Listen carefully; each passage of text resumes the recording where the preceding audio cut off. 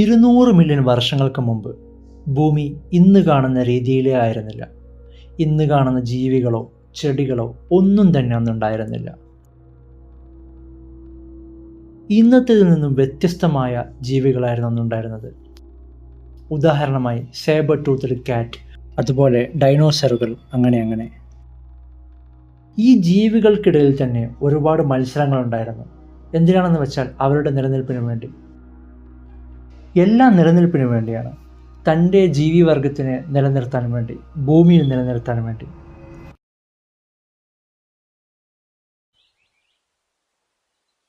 ഇത് നിലനിൽപ്പിൻ്റെ കഥയാണ്, നമ്മുടെ കഥയാണ്, നമ്മളുടെ ഓരോരുത്തരുടെയും കഥയാണ്.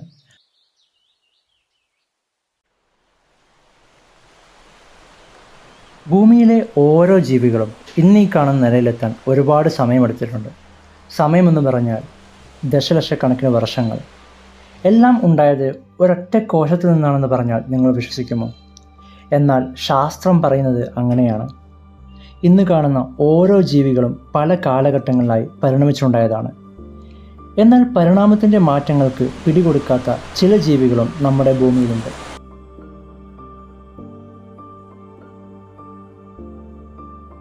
സ്രാവുകൾ അതിനൊരു ഉദാഹരണമാണ്. ഡോൾഫിനുകൾ, അതുപോലെ തന്നെ ലോകത്തിലെ ഏറ്റവും വലിയ സസ്തനിയായ തിമിംഗലം,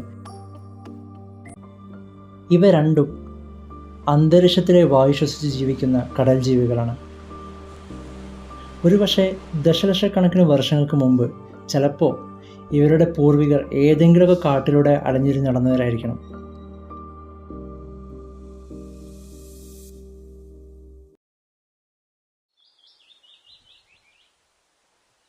പക്ഷികൾ, ഡൈനോസറുകളുടെ അവസാനത്തെ കണ്ണി, ലോകത്തിലെ ഏറ്റവും വലിയ ജീവിവിഭാഗം. എല്ലാവർക്കും ഓരോ കഥകൾ പറയാനുണ്ട്. നമ്മളെ അത്ഭുതപ്പെടുത്തുന്ന, ത്രസിപ്പിക്കുന്ന, അവിശ്വസനീയമായ കഥകൾ.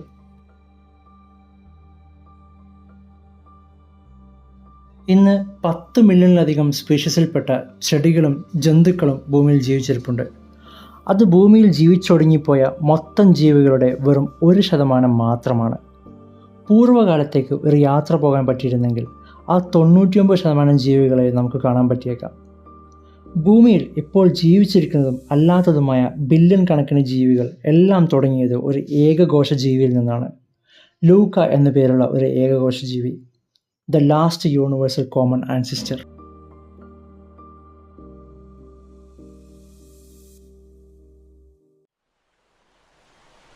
$450 മില്യൺ വർഷങ്ങൾക്ക് മുമ്പാണ് കടലിൽ ജീവികളെ കണ്ടു തുടങ്ങിയത്.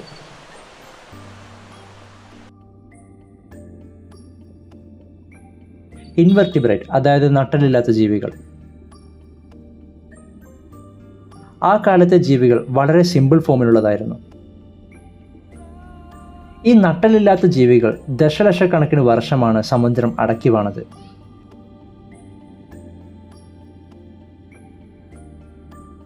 ചരിത്രം എന്നും അങ്ങനെയാണ്. ഒരു സമൂഹത്തിന് നിലനിൽക്കണമെങ്കിൽ മറ്റൊരു സമൂഹത്തിന് മുകളിൽ ആധിപത്യം സാധിച്ചേ മതിയാകും. അത് അതിൻ്റെ പല രൂപങ്ങളിൽ ഇന്നും തുടരുന്നു.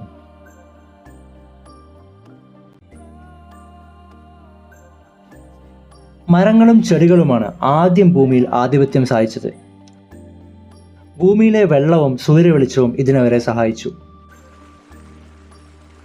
മരങ്ങളുടെയും ചെടികളുടെയും വരവ് ഇൻവെർട്ടിബ്രേറ്റുകളുടെ വളർച്ചയെ നന്നായി സഹായിച്ചു.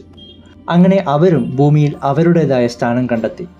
പക്ഷേ മുമ്പ് പറഞ്ഞ പോലെ നിലനിൽപ്പിനു വേണ്ടി ഒരു സമൂഹം മറ്റൊന്നിൻ്റെ മുകളിൽ ആധിപത്യം സാധിച്ചേ മതിയാകൂ.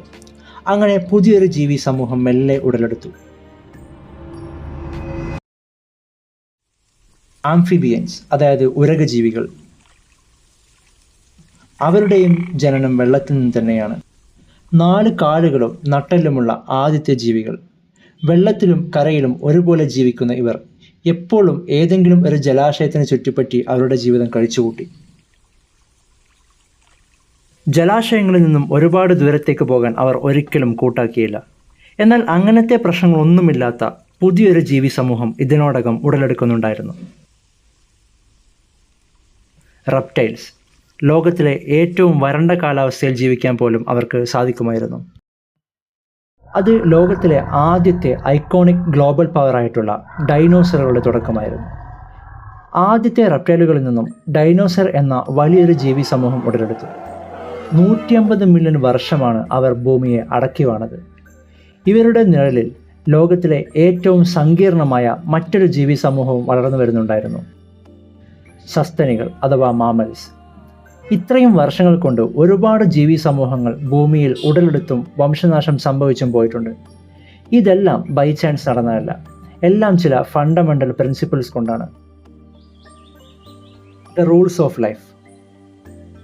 ഒന്നാമത്തെ rule, the best adapted will always win through. അതായത് പരിസ്ഥിതിയോട് ഏറ്റവും കൂടുതൽ ഇണങ്ങാൻ കഴിയുന്ന ജീവി അവിടെ നിലനിൽക്കുകയും പുതിയ സന്താനങ്ങളെ ഉണ്ടാക്കുകയും ചെയ്യുന്നു. മറ്റുള്ളവ ഒന്നുകിൽ ആ സ്ഥലം വിട്ട് വേറെ സ്ഥലത്തേക്ക് പോകുന്നു, അല്ലെങ്കിൽ അവയുടെ വംശം തന്നെ നശിച്ചു പോവുകയും ചെയ്യുന്നു. നിലനിന്നു പോകുന്ന ജീവികളിൽ നിന്നും പുതിയ തലമുറയും ചില സമയങ്ങളിൽ പുതിയ സ്പീഷീസുകളും ഉടലെടുത്തു. ഇതിനെയാണ് നമ്മൾ എവല്യൂഷൻ അല്ലെങ്കിൽ പരിണാമം എന്ന് വിളിക്കുന്നത്. ഇത് ജന്തുക്കൾക്ക് മാത്രം ബാധകമായ കാര്യമല്ല. എല്ലാ ജീവികളും, അതായത് ചെടികളും മരങ്ങളും ഈ കാലഘട്ടങ്ങളിലൂടെ കടന്നുപോയിക്കൊണ്ട് തന്നെയാണ് ഇന്നത്തെ സ്ഥിതിയിലെത്തിയത്. ഇപ്പോഴും മാറ്റങ്ങൾ സംഭവിച്ചുകൊണ്ടിരിക്കുന്നു. അത് നമുക്ക് കാണാൻ പറ്റാത്തതിൻ്റെ പ്രധാന കാരണം ചെറിയ മാറ്റങ്ങൾ വരെ നടക്കുന്നത് നമ്മുടെ ആയുസ്സിനേക്കാൾ വലിയ സമയമെടുത്തുകൊണ്ടാണ്. ഉദാഹരണമായി, ഒരു കാറ്റർപില്ലറിൻ്റെ ലാർവ ഒരു ചെടിയുടെ ഇലകൾ തിന്നാൻ തുടങ്ങിയെന്ന് വിചാരിക്കുക. നമ്മുടെ ശരീരത്തിൽ രോഗാണുവിനെതിരെ ആൻറ്റിബോഡി ഉണ്ടാക്കുന്നത് പോലെ ഇതിനെതിരെ ചെടികളിൽ വിഷാംശം നിറഞ്ഞ കെമിക്കലുകൾ ഉണ്ടാക്കാൻ തുടങ്ങും. ആ ചെടിയിൽ മാത്രമല്ല, ഇവ അടുത്തു നിൽക്കുന്ന ചെടികൾക്കും ഇതിനെക്കുറിച്ചുള്ള സിഗ്നലുകൾ നൽകുന്നു. ഇത് അടുത്തുള്ള ചെടികളിലും ഇതേ കെമിക്കൽ ഉണ്ടാക്കി കാറ്റർപില്ലറുകളുടെ ആക്രമണത്തിൽ നിന്ന് രക്ഷപ്പെടുന്നു. എന്നാൽ കാലക്രമേണ ഈ കെമിക്കലുകൾക്ക് അഡാപ്റ്റ് ആയിട്ടുള്ള പുതിയ കാറ്റർപില്ലറുകൾ ഉണ്ടാകുന്നു. ഇത് തുടർന്നു കൊണ്ടേയിരിക്കുന്നു. ഇത് നിലനിൽപ്പിൻ്റെ സമരമാണ്. ആര് വിജയിക്കുന്നുവോ അവർ നിലനിൽക്കും, മറ്റുള്ളവ നാമാവശേഷമാകും. രണ്ടാമത്തെ നിയമം, കോമ്പറ്റീഷൻ ഡ്രൈവ്സ് അഡാപ്റ്റേഷൻ. നിലനിൽപ്പിനു വേണ്ടി കൂടെയുള്ള ജീവികളുമായി മത്സരിക്കേണ്ടി വരുന്നു, ചിലപ്പോൾ സ്വന്തം സ്പീഷീസിൽപ്പെട്ടവരോടും. ഉദാഹരണമായി ഒരു കടുവയെ എടുക്കുക. അതിന് അതിൻ്റേതായ ഒരു ടെറിട്ടറി ഉണ്ടായിരിക്കും. ആ ടെറിട്ടറിയിലായിരിക്കും ആ കടുവ വേട്ടയാടുന്നത്. ഇനി ആ ടെറിട്ടറിയിലേക്ക് മറ്റൊരു കടുവ വന്നാൽ എന്തു ചെയ്യും? ആ കടുവയുമായി ഈ കടുവ മല്ലിടേണ്ടി വരും. ആര് ജയിക്കുന്നുവോ അവരുടേതാണ് ആ സ്ഥലം. ഈ കോമ്പറ്റീഷൻ പണ്ട് മുതലേ തുടർന്നു വരുന്നതാണ്. നമ്മുടെ ഇന്നത്തെ കടുവയുടെ കാര്യത്തിൽ മാത്രമല്ല, ഇതുവരെ ഇവിടെ ജീവിച്ചതും ഇപ്പോൾ ജീവിച്ചു കൊണ്ടിരിക്കുന്നതുമായ ഒരുപാട് സ്പീഷീസിൽപ്പെട്ട ജീവികൾ ഇതുപോലെ മത്സരിക്കേണ്ടി വന്നിട്ടുണ്ട്. ഈ കോമ്പറ്റീഷൻ സ്വന്തം സ്പീഷീസിനിടയിലും പല സ്പീഷീസുകൾക്കിടയിലും നടന്നിട്ടുണ്ട്. ഇത് ചില ജീവിവർഗങ്ങളെ വേരോടെ പിഴുതെറിയാനും ചിലരെ തഴച്ചു വളരാനും സഹായിച്ചിട്ടുണ്ട്.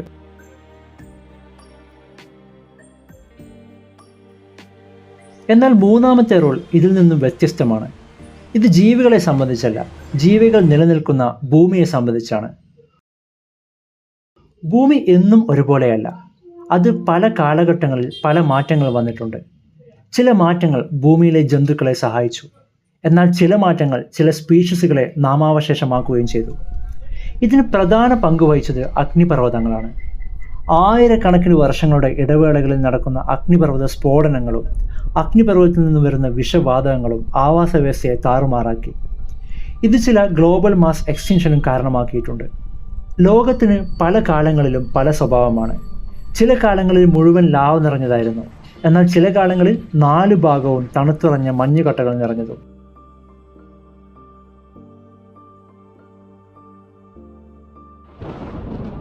ഇതെല്ലാം ഭൂമിയിലെ ആവാസ വ്യവസ്ഥയിൽ പല മാറ്റങ്ങൾ വരുത്തി. ചില സമയങ്ങളിൽ നിർത്താതെ മഴ പെയ്തു, വർഷങ്ങളോളം. ചില സമയം ചൂടും പൊടിയും നിറഞ്ഞ കാറ്റു നിറഞ്ഞ അന്തരീക്ഷം.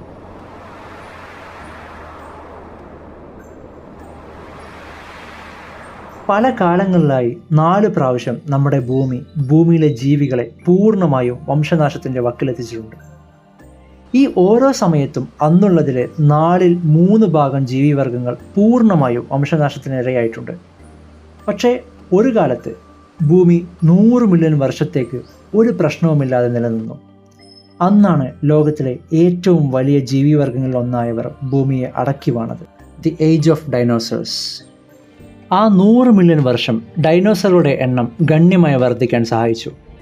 സസ്യാഹാരികളായ മിയാസ്വറ മുതൽ കൂട്ടത്തിലെ ഏറ്റവും അപകടകാരിയായ ടൈറാനോസോറസ് റെക്സ് അഥവാ ടീറെക്സ് വരെ ഉണ്ടായിരുന്നു. 100 മില്യൺ വർഷം പ്രശ്നങ്ങൾ ഒന്നുമില്ലാതെ പോയി. പല സ്പീഷീസുകളിൽ ഉള്ള ഡൈനോസറുകൾ ഭൂമിയിൽ നിറഞ്ഞു. എന്നാൽ പെട്ടെന്ന്, ശരിക്കു പറഞ്ഞാൽ 66 മില്യൺ വർഷങ്ങൾക്ക് മുമ്പ്, മൗണ്ട് എവറസ്റ്റിൻ്റെ അത്രയും വലുപ്പമുള്ള ഒരു ആസ്ട്രോയിഡ് ഭൂമിയിൽ വന്ന് പതിച്ചു. ഇത് വലിയ ഒരു സ്ഫോടനമാണ് ഭൂമിയിൽ ഉണ്ടാക്കിയത്. 20 കിലോമീറ്റർ ആഴവും 150 കിലോമീറ്റർ വ്യാസവുമുള്ള വലിയ ഒരു കുഴി ഇത് കാരണമുണ്ടായി. ഇതിൻ്റെ പൊടിയിലും പുകയിലും ഭൂമിയുടെ വലിയൊരു ഭാഗം മുങ്ങിപ്പോയി. പുകപടലം ഭൂമിയുടെ വെളിച്ചം ഭൂമിയിൽ പതിക്കുന്നതിനെ തടഞ്ഞു. ഇത് ഭൂമിയിലെ ഏകദേശം എല്ലാ ഡൈനോസറുകളുടെ നാശത്തിന് കാരണമായി. ഡൈനോസറുകളുടെ കൂടെ വേറെയും ഒരുപാട് ജീവികൾ നാമാവശേഷമായി. ഇത് ലോകത്തിലെ 5ാമത്തെ മാസ് എക്സ്റ്റിൻഷൻ ആയിരുന്നു. എന്നാൽ അതിൽ നിന്നും രക്ഷപ്പെട്ട ചിലരുണ്ടായിരുന്നു. അവരാണ് ഇന്ന് ജീവിക്കുന്ന എല്ലാ ജീവികളുടെയും പൂർവികർ. പക്ഷികൾ മാത്രമാണ് ഡൈനോസറുകളുടെ കൂട്ടത്തിൽ ബാക്കിയായവ. ഇന്ന് ആയിരക്കണക്കിന് സ്പീഷീസുകളിലായിട്ട് ഭൂമിയുടെ പല ഭാഗങ്ങളിൽ പക്ഷികളെ കാണുന്നു. ഒരു പക്ഷേ ഇത് സംഭവിച്ചില്ലായിരുന്നുവെങ്കിൽ ഇന്നും ലോകം ഭരിക്കുന്നത് ഡൈനോസറുകളായേനെ. എന്നാൽ ഡൈനോസറുകളുടെ നാശം വേറെ ഒരു ജീവിവർഗത്തിന് അനുകൂലമായി തീർന്നു. സസ്തനികൾ. ഡൈനോസറുകളുടെ നാശം സസ്തനികളുടെ വളർച്ചയ്ക്ക് സഹായകരമായി. കൂടുതൽ എണ്ണവും കൂടുതൽ സ്പീഷീസുകളിലേക്കും അവർ വ്യാപിച്ചു. സൗരോർജവും ഭൂമിയിലെ വെള്ളവും ഈ ജീവികളെ ഭൂമിയിൽ ജീവിക്കാൻ സഹായിച്ചു. ഇന്നും ഈ 3 നിയമങ്ങൾ നമ്മുടെ എല്ലാം ജീവിതത്തിൻ്റെ ഭാഗമാണ്. മത്സരമാണ് പരിണാമത്തിന് വഴിവെക്കുന്നത്. കൂട്ടത്തിൽ ശക്തിയുള്ള ജീവിവർഗം നിലനിൽക്കും. ഇന്നും ഭൂമിയിലെ മാറ്റങ്ങൾ ചില ജീവികളെ വേരോടെ പിഴുതെറിയുകയും മറ്റു ജീവികൾക്ക് പുതിയ അവസരങ്ങൾ കൊടുക്കുകയും ചെയ്യുന്നു. ഇന്നുള്ള ഓരോ ജീവിവർഗവും, അതുപോലെ ഇന്ന് നമ്മൾ ജീവിക്കുന്ന ഈ ജീവിതവും 4 ബില്യൺ വർഷത്തെ പരിണാമത്തിൻ്റെ ഫലമാണ്.